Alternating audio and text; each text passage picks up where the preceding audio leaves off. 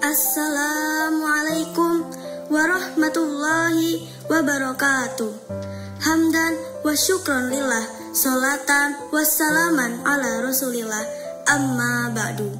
Yang saya hormati dan saya muliakan pengasuh Pondok Pesantren As-Siddiqiyah, yakni Al-Ustadz Haji Adi Nursaha LCMPD, Mata'anallah fituril haya. Yang saya hormati dan saya muliakan seluruh Dewan Guru di Pondok Pesantren As-Siddiqiyah, yang mohon maaf asmanya tidak bisa saya sebutkan satu persatu, namun tidak mengurangi rasa hormat dan takzim saya kepada beliau-beliau semua. Dan tak lupa pula teman-teman seperjuangan santri di Pondok Pesantren As-Siddiqiyah. Pertama dan yang paling utama, marilah kita panjatkan puja dan puji syukur kehadirat Allah Subhanahu wa Ta'ala, seraya dengan mengucap Alhamdulillahirabbil alamin. Kedua kalinya, salawat dan salam kita haturkan kepada suri tauladan sepanjang zaman yang tidak ingin hidupnya mapan, sang proklamator yang tidak pernah naik motor, sang revolusioner yang tidak pernah pamer, yakni baginda yang mulia Nabi Muhammad Sallallahu Alaihi Wasallam, seraya dengan mengucap Allahumma sholli ala Sayyidina Muhammad wa ala ali Sayyidina Muhammad. Teman-teman yang dimuliakan oleh Allah Subhanahu wa Ta'ala, sebagai anak muda haruslah semangat. Semangatnya harus melebihi sinyal wifi di sekolah. Wajahnya harus cerah, lebih cerah melebihi filter TikTok, dan hatinya pun insya Allah seperti baginda Rasulullah. Amin amin ya rabbal alamin. Sebagai anak muda, kita harus belajar sesuatu yang lebih keren, lebih utama, dan lebih menakjubkan, yaitu belajar sesuatu dari akhlak Rasulullah. Coba kita tanya ke diri kita sendiri, siapa idola kita saat ini, siapa role model kita hari ini? Apakah selebgram, apakah artis, apakah gamer, atau pahlawan Marvel? Ingat, kita punya role model paling paripurna, idola tiada banding, bukan buatan Hollywood, bukan buatan Eropa, tapi utusan langit, yaitu Nabi Muhammad Sallallahu Alaihi Wasallam.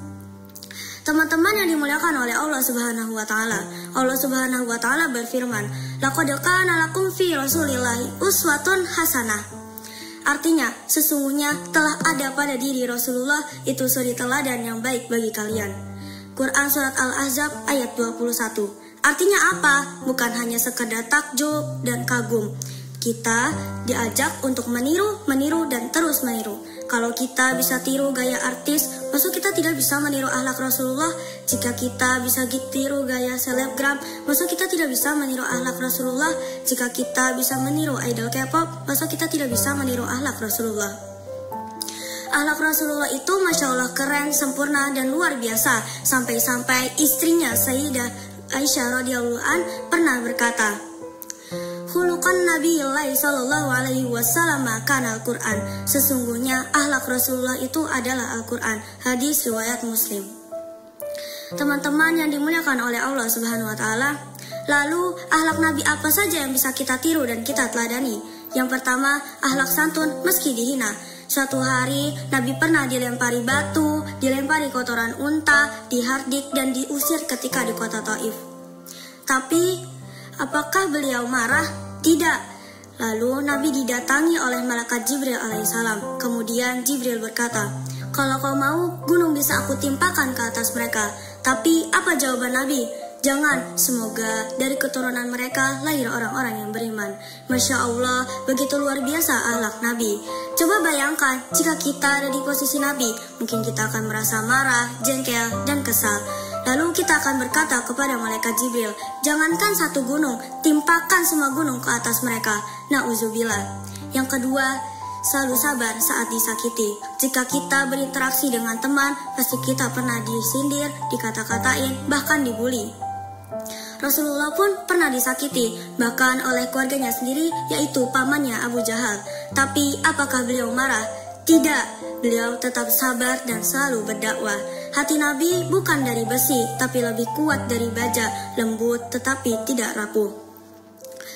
Oleh karena itu, jika kita dikata-katain, disindir, jangan langsung baper, ngambek, dan marah. Lebih baik sabar dan tidak membalas perbuatannya.